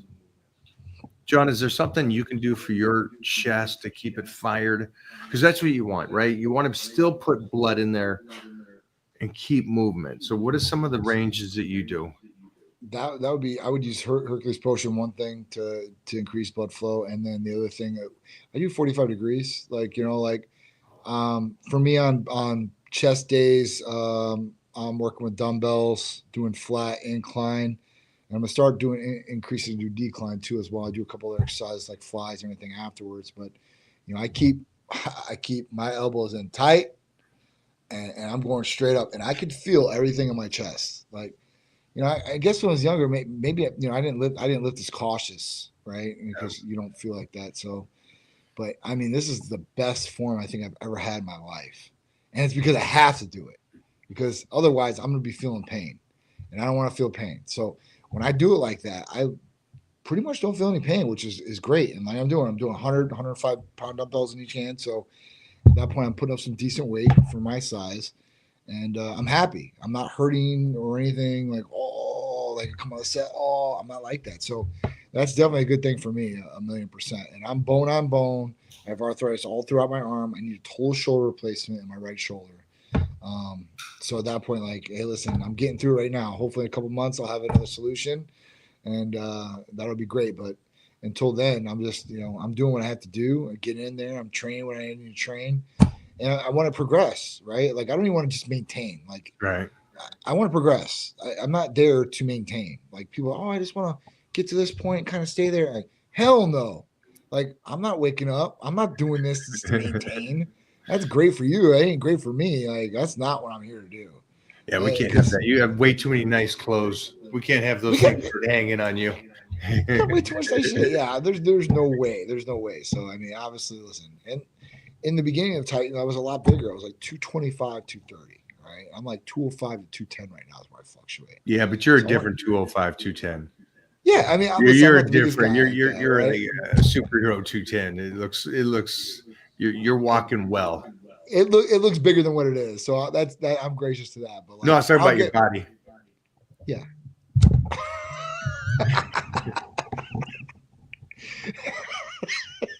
Hey, sorry, you threw that to me. I had to take that one. All right. Do you recommend testosterone replacement for getting muscle fast? I don't recommend testosterone replacement for getting muscle fast. I recommend testosterone replacement to improve quality of life. And if you have low testosterone, you increase your testosterone levels, that will help you build muscle faster. So I guess that's the answer to your question if you really want it. It will help you build muscle faster if you have healthy testosterone levels than not. If you do not have healthy testosterone levels, you're not going to build muscle as fast and as easy. And you're probably going to be putting on a lot more fat too as well. So that's just where the blood test comes into play and looking where everything's at to be able to fix it and optimize. I'm sorry to say this. This probably isn't the kind of person you would want as a client at Titan Medical. Am I wrong on that? It's just something we have to educate. Like people automatically stereotypically say like, if I take testosterone, I'm going to build muscle. Like I'm telling you, when I first started tightening, I used to have, and this was a big mistake on my part, but I used to like watching when I used to go out there. It used to motivate me. I used to have in our first office, I would have the one TV we had on the wall, and I'd be playing Pumping Iron. Right? Dude, Teresa came back there. She's like, "You need to turn that off right now," because the people that come in there, they're like, "I don't want to look like this." Right? I do, and of course, the first comment, right? You never will. All right, so don't ever worry about that. You never will look like this.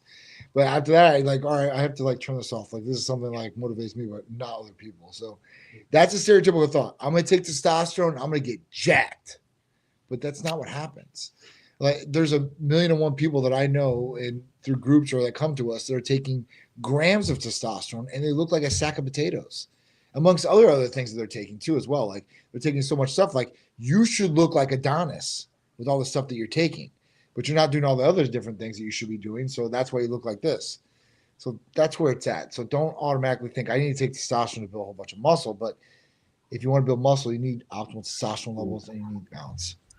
Before we jump back, the only reason I brought that up for that last viewer is just because of the fact that it's so one-dimensional, and it's also you're doing something off of a visual thing instead of a health thing. Right. So it's a short-lived rock star for a second. And so, and you're doing it for the wrong reasons. You eat healthy and you train, and that's going to help you get muscle as fast as anybody can get muscle. But if you're doing it just for that purpose, you're doing it for the wrong reason. But here's a great one. And we know we've just been talking about all this. Go for it. Trouble sleeping. Any tips?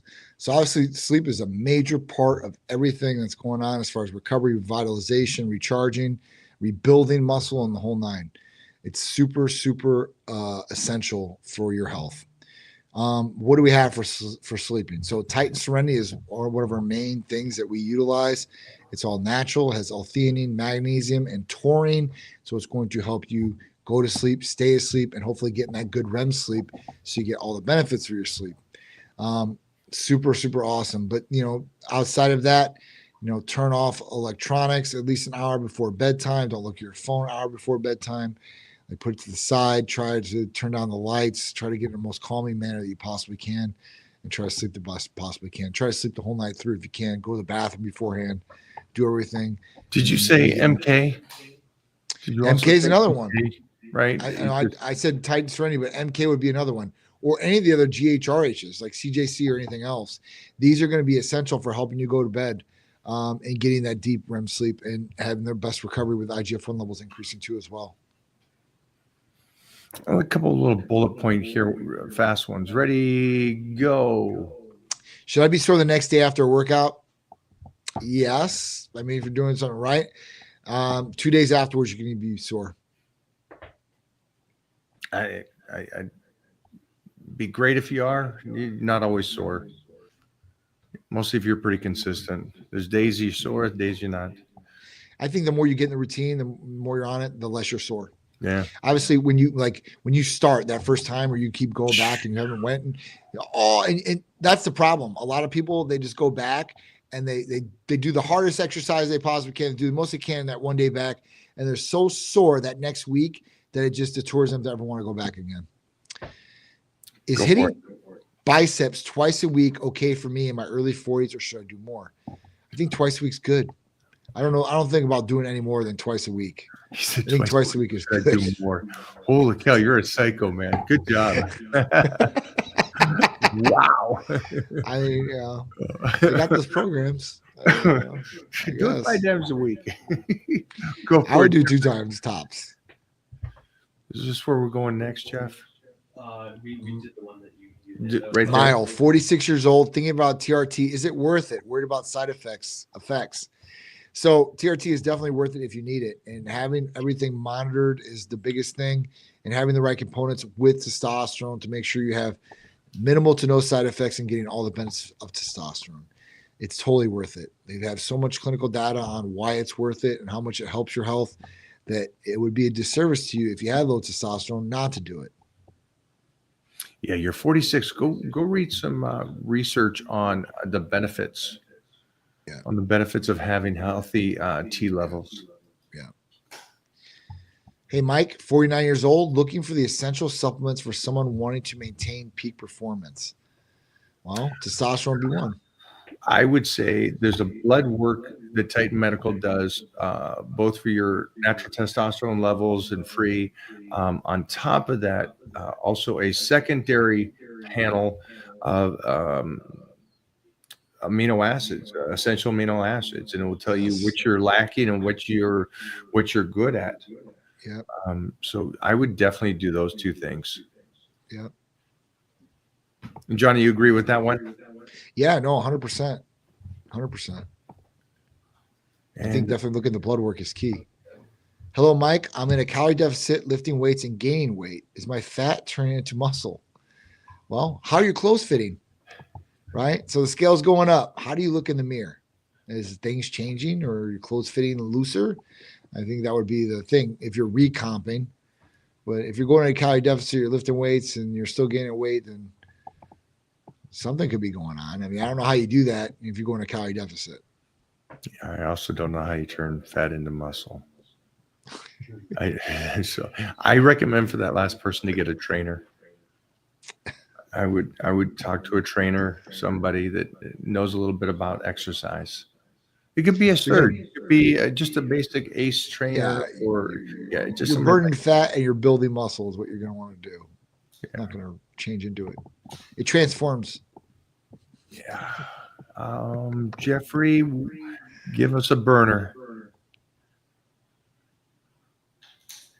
How do you know when a body part is recovered and you can work on it again?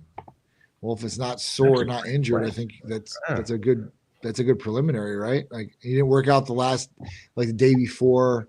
You gave your day at least a day of rest of it, and at that point, not feeling sore or hurt in any way, shape, or form, right? Feeling good, going in there and being able to do it.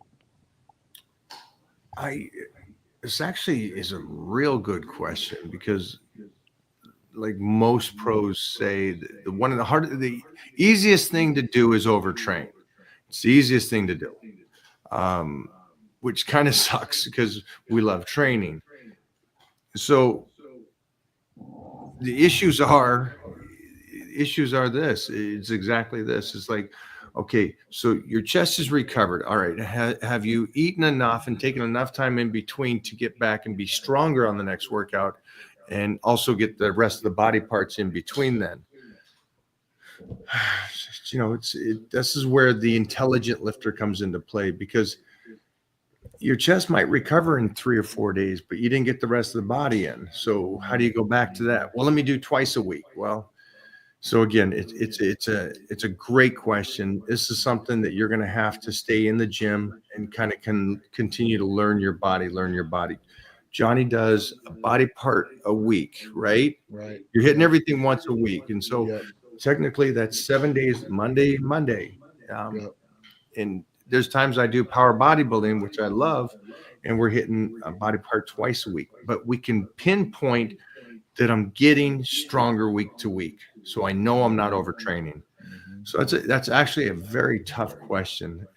Just for anybody that's on here, don't just do a body part because it's not sore or you feel refreshed. That's a tough one, because you go into the gym. Johnny, you ever gone into the gym feeling like you're going to just lift the gym and you're absolutely the opposite? Flat, yeah. And then there's times you're like, I'm sick, I don't feel good, I'm run down, and you go in the gym, you lift more. There is times like that, and I'm like, what the hell?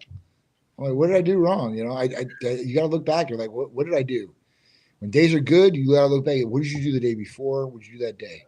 And when things are bad, you look at it. I know that's what like Lee Haney used to do. I think it was what he was talking about, like in his carbs. He used to look at it like, hey, I didn't get enough this day. I looked a little bit too flat. Next day, I increased my carbs. I looked a lot better and I pumped up.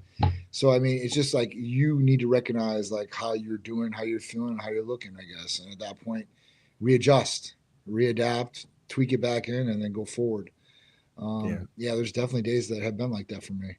And I would say, like, on those days, I'm like, all right, well, what did I do wrong? And I'll go back to the drawing board. Like, maybe I didn't sleep good that night before.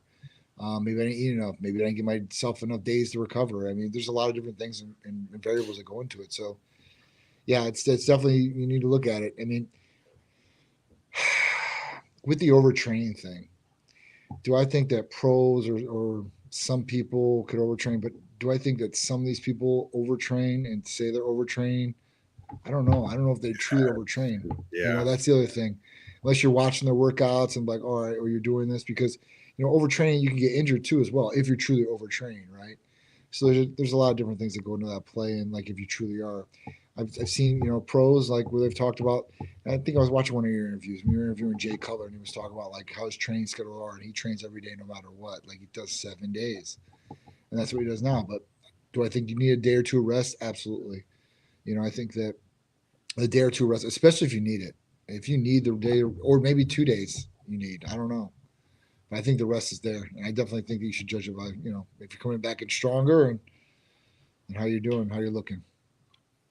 It's a beautiful question, my friend. Thank you. I know that it may seem like it's not to most people, but I understand this is a chess match, and that is part of the game on deciding just because your chest feels recovered, have you still taken enough time or not enough time to go in?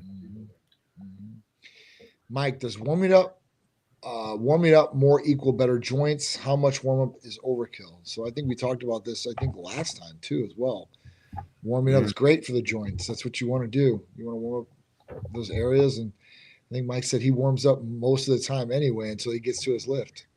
Right? If I work out for an hour, if we work out for an hour, let's say hypothetically chest, I think 45 minutes of it is warm-ups on exercises, and actual lifting time is 15 minutes. Yeah, right. So yeah, I believe it's like the pitcher, right? You watch Peter. Yes. He had to come in the other night, right? Yep. I'm probably pretty close on this, but it's the 9th inning. He's got to come in and close it out.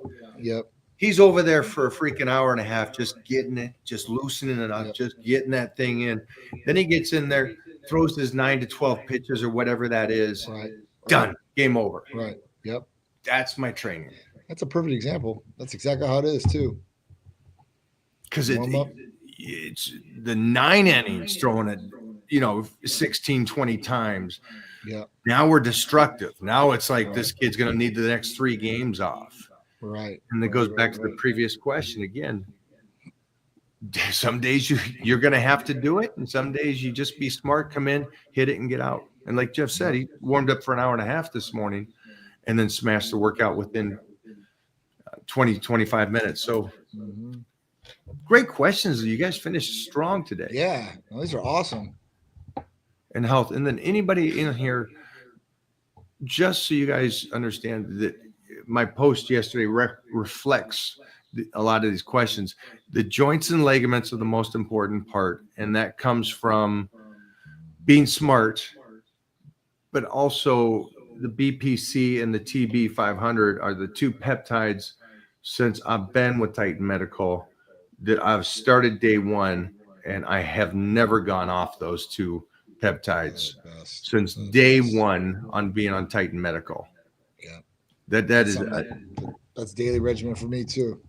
I need it. That's literally what gets me by every day for sure, 1,000,000%.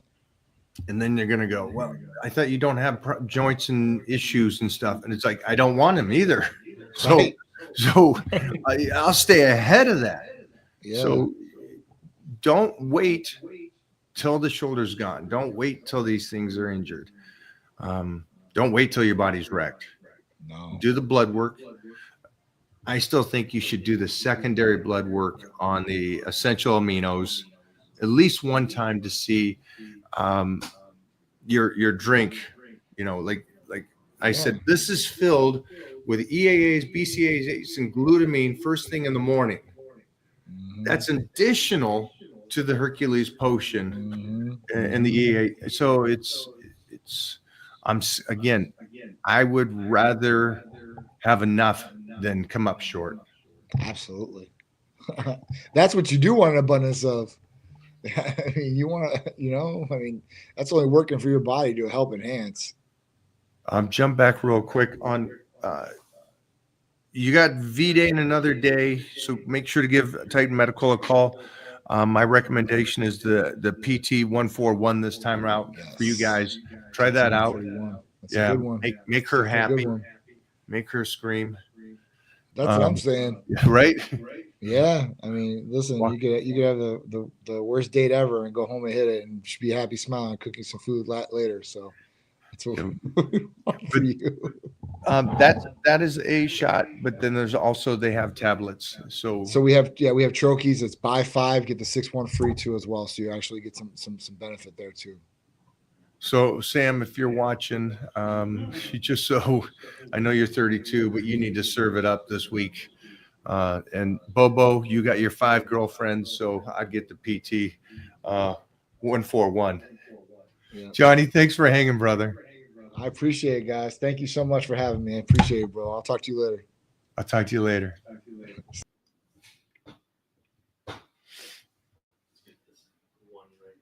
Yep. Ooh, What's up, dog? From ET Nem. I enjoy lifting, running, and BJJ. How do I balance all 3 without overtraining? Thanks. I don't know. I don't know. I don't know how many days you're doing BJJ. I understand the running. The running, you can probably have the best intelligence around going, hey, I need to run about 3 days, because you don't need to do the running on days that you do BJJ, especially if you're rolling at the end of class, right? Because if you're rolling at the end of the class, you already got a heart rate that's well, mine's way too high. I need to learn to breathe better and not flex through this stuff. But you're probably a little bit much more calm than I am, but you're still getting the heart rate up there at the end of class when you're rolling. So again, are you going 3 days a week there? And then the lifting would be on those off days. And you should be able to get the whole body in within 4 days of lifting. So maybe 4 days of lifting, 3 days of BJJ, and then use the cardiovascular for the running on other days that you feel recovered from it. Try to get at least 1 day off a week. You know what I mean? And I would do it a weekday. I wouldn't do a weekend off. I would do a work week off. Give me another one. What we got here? They might love the content. Is it better to hit the muscles hard once per week or moderately multiple times per week? She's got a bone. Nah, she does. Like, she's raw dog. She's killing that thing. Good for her. Let me get that again. They might love the content. Is it better to hit the muscles hard once per week or moderately multiple times per week? Well, your workouts would always be at a good, 60, 70, 80% range. So you're always hitting it really good. There wouldn't be a moderate and then a hard. Hopefully that makes sense to you, because there's that percentage of training, because you should be training to get better, right? You're not going into the gym just to go, I'm going to go through the motions today. Today I'm going to give it. Tomorrow I'm going to go half-ass. You know those people that say that? They go like, I do heavy 3 days and I go light weights 3 days. Well, now you got mileage on those 3 days that you're doing light weights and you're not doing anything to the body. So yeah, I would rather you do hard workouts twice a week if you want, for a period of time. See how your body reacts to it. That'd be the go-to. You're young, hit it, get in there, be a savage. Do you ever experience burnout and take a few weeks off? Never in my life. What? Not even slightly. What? In no world.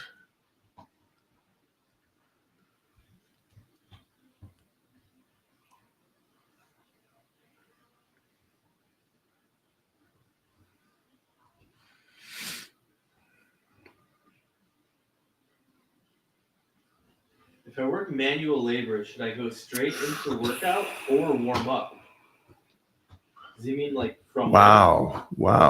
Yeah, he's saying that because he does hard work, that he's already warmed up when he goes into train. Yeah, I would make sure it's two different worlds. Should always warm up. Anybody that's here, I recommend warming up. Moving through the exercises, understanding the motor skills for that exercise, continuously raising the weights till you get to your working weight.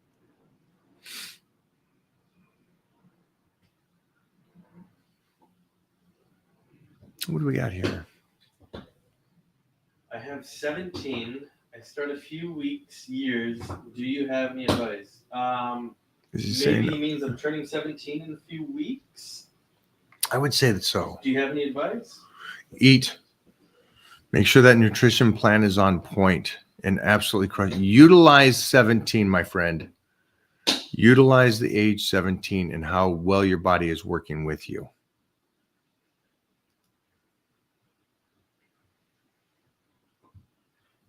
We got that one. We got that one earlier. Unless you want to do a little quickie on her. What is it? Will you be disappointed if Titan doesn't win Mr. Olympia? I'd be disappointed if Titan won Mr. Olympia. I would come up. I'd be a sad father if that's the route he went. What? Dude, come on, Mike. That's all he's capable of. What are you talking about? Oh, I'd be the last guy that I want my son doing that.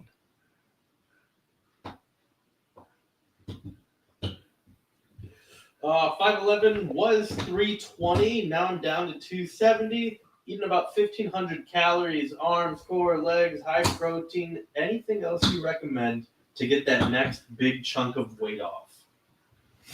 Yeah, work backwards. Work backwards. Make sure that you're leaving enough room that you can continue to move forward. So what a lot of people do that are heavy is they'll just cut the calories down to a low number. 15 is not bad. It's not bad because the goal for you is to drop the weight. So I'm not worried about a bodybuilding show or something like that, or you retaining all your muscle. Whatever muscle you lose on this diet, you can get back afterwards, after you get to the shape you want to be in. So I would just make sure that you're leaving room for you to get better. That way you don't end up plateauing. And when you plateau, disappointment happens, and then the reversal, and you come back and gain everything back. Don't want that for you. Are you still doing the reverse camber bar, Mike? It looks like a deep stretch. It's an absolute bonker stretch. Yeah, it's a great one. What is the best / most efficient method of cutting weight? And how important is it to lose weight slowly to prevent losing muscle? Love you, Mike. I'm not too concerned about muscle loss. Obviously, keep the calories as high as you possibly can as you're dieting down. I recommend slowly, a slow process of doing it. And then just the basic for anybody that's cutting up is just the lower of the calories throughout the period of time. Make sure you're starting at a good number, because after that 8 to 10 weeks, you still have to be able to make sure that you can make changes to the nutrition. Great question. What was it like competing in the universe? That competition seems so involved in its own ways. I think all of them were great. I think the universe was great. I think I had more fun at some of the other shows, but universe was great. I think I had more fun at the smaller amateur teen shows when I was first starting out. When I was just doing it because it was fun and I loved it and I wanted to compete and stuff. When it became somewhat of a requirement, kind of took some of the fun out of it. If that makes sense to you. Then the pressure started, and it's like I won the universe, go back, win the universe again, go back, win the universe. Compared to like some of the teen shows, I still remember my first teenage show and how freaking fun it was as a 14-year-old going out there and doing it, and the whole family there and supporting. So Born to be wild. Born to be wild. 37 years old. I find that my knees ache pretty bad the day after squatting. Is this indicative of poor form, or am I just an old man officially? Yeah, unfortunately, this is how life works. I don't know what your form is. At 37, yeah, I don't see that there should be some knee pains already. No early arthritis or something like that. So I would definitely make sure that you're doing the squats right. Because think of this, you're 37 and your knees are already starting to hurt after the workout. What's that going to be in 10 years? What's that going to be in 20 years? So yeah, that the goal, and I'm glad you asked, and it's a great question. I would really make sure that your knee positioning is great when you do the squats.